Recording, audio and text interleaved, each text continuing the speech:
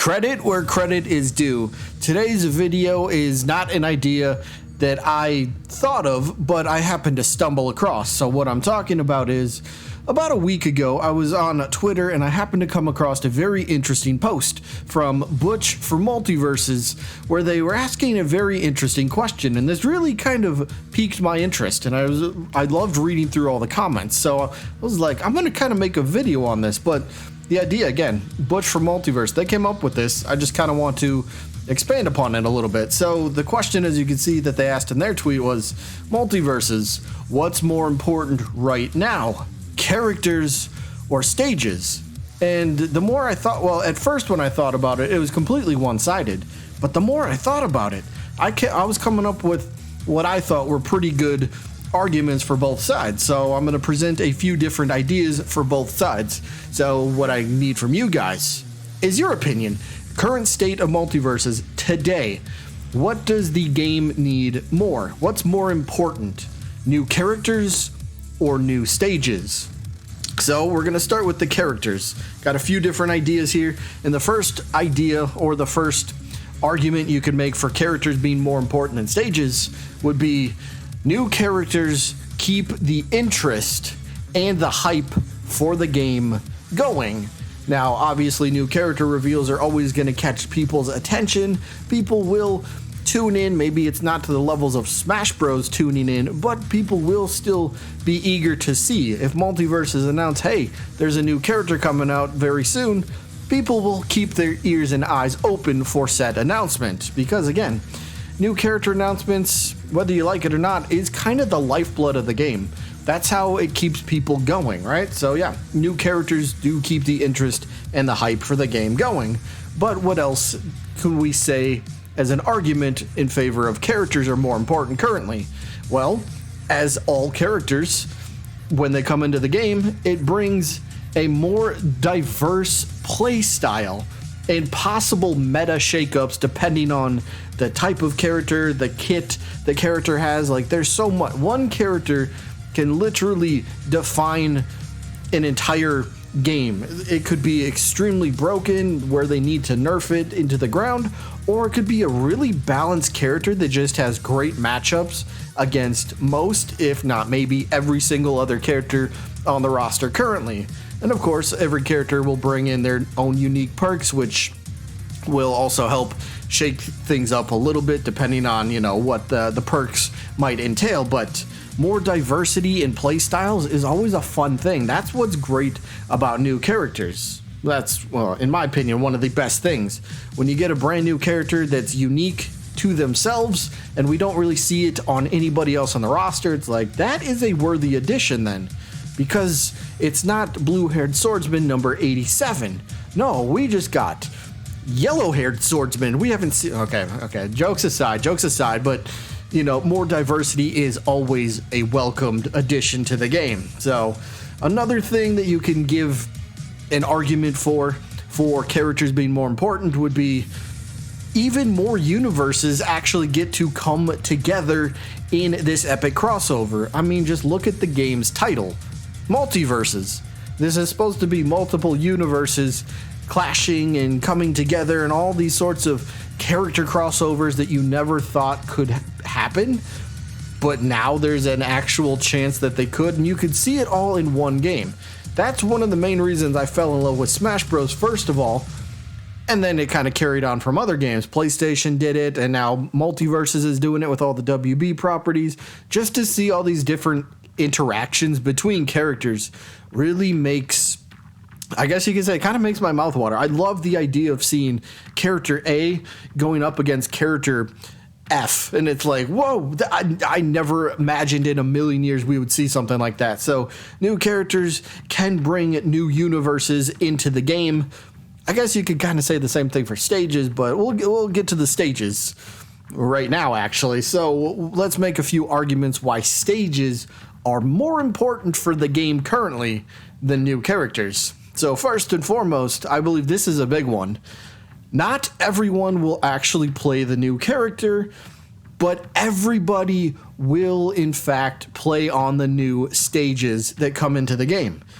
It's just gonna happen. Like, a new character might come out, I'm sure most, if not everybody, well, maybe not everybody, but a lot of people will try the new character for maybe a day or two. If it's not their, if it's a character that they're just not gelling with, they don't like the play style or whatever it is, they're gonna drop them and go right back to the characters they were playing. But you know what's gonna stay out there? The new stages. And stages are, in a sense, its own sort of lifeblood for the game. You don't want to continue playing on the same stages over and over and over, because after a while it gets a little boring. So I guess you can kind of say that brings us to the next point.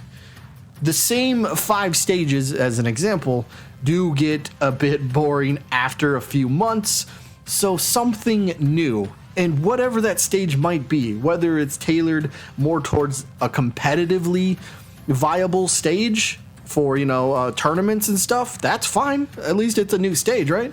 Or it could just be another fun stage that gives the feeling of battling kind of a renewed sense of fun.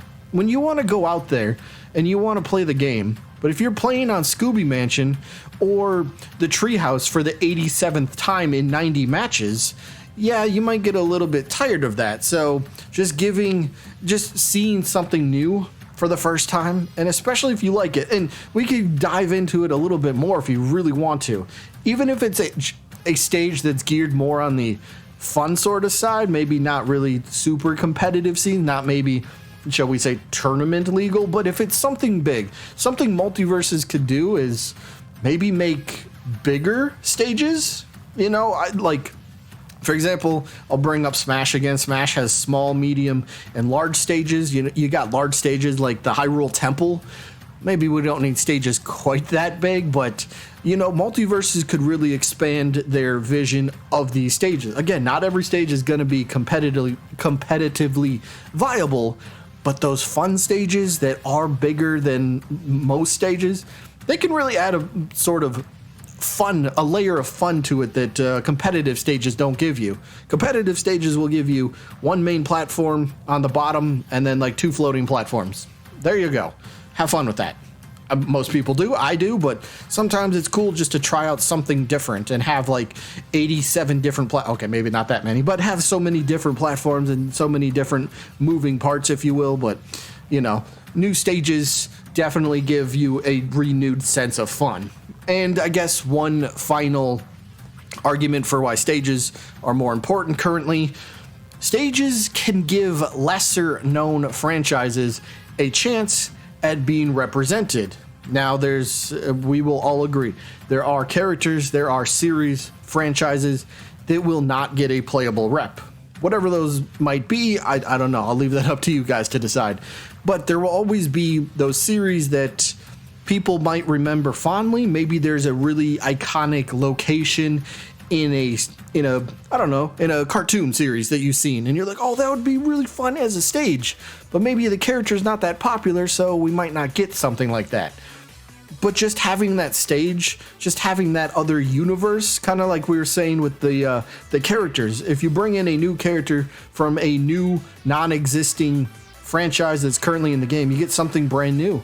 That's great. Stages can do that for lesser known franchises as well. And again, kind of combining it with that last point, you can have a lot of fun with it. Go maybe a little bit wacky if you want to. Just have something that's unique to that stage can really go a long way. So I think if I had to give my opinion right now between one of the others, I would say stages are more important right now. But in a perfect world, we could also say maybe Multiversus should, if they're capable of, going the Smash Bros route for DLC. Release a new character and a stage with that character. Now that would be fun. That would be great. That way we get the best of both worlds. But again, I realize characters and stages take a lot of time to develop. So maybe you can't. Maybe it's. What if it was like every other character? Like we get a character and a stage. Then the next release is just a character, but then the one after that is another character plus a stage. That would be so fun. We could, that way it's constantly getting new stuff, best of both worlds, if you will. So Either way, I guess that is kind of all that I got for this one. Again, big shout out to Butch for bringing this topic up. I thought this was, I love this. This was fantastic. So yeah, I'm curious to see what other people might have to say. What do you think currently? Does Multiversus benefit more from new characters or new stages? Stages, well, we made our points. You guys watched the video. Either way, that is going to be it for this one. I hope you guys enjoyed, and I guess I'll see you when I'm looking at you.